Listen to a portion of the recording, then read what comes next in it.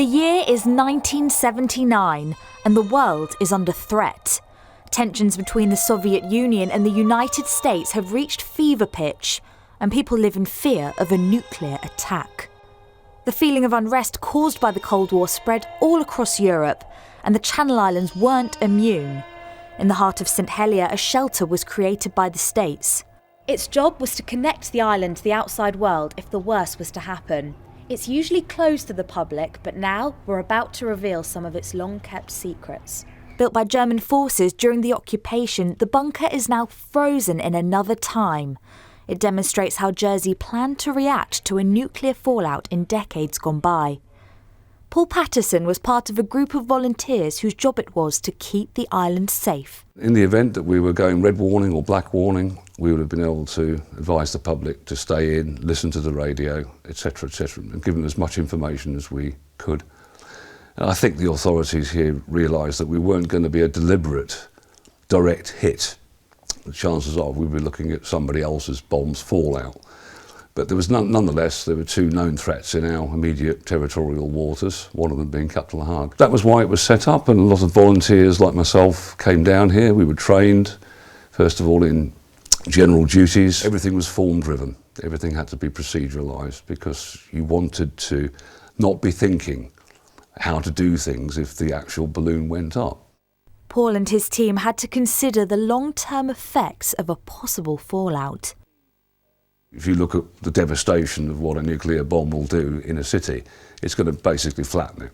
If it was a radiation fallout, we would be able to fairly soon say, well, you can go out for a little bit, don't eat any of the things that are growing in the fields. It would have been a pretty dramatic effect. From gas master Geiger counters, these stores hold memories of a time when nothing was certain. Sirens like this one were based at parish schools and halls. They were tested regularly in case of an emergency.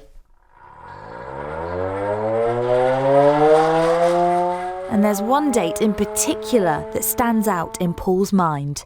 There was a night in April 1986 where I had to really think about what am I going to do. We had a shout and it wasn't a drill. At the time I had a 1-month-old baby boy at home and I thought, well, goodness me, this looks bad. Do I go down or do I stay up? And my wife said, look, best place for you is to go down there and try and help out. And of course I'm talking about Chernobyl. Well, thank goodness we had all of the systems that we did set up, not just within Jersey, but also the wider European theatre. We didn't think it was a chemical, we thought it was some sort of accident. We were able to track using weather balloons and other things, the actual outage plume. And we were able to, from that, predict that it was going to miss us, but we thought it was probably going to get to North Wales.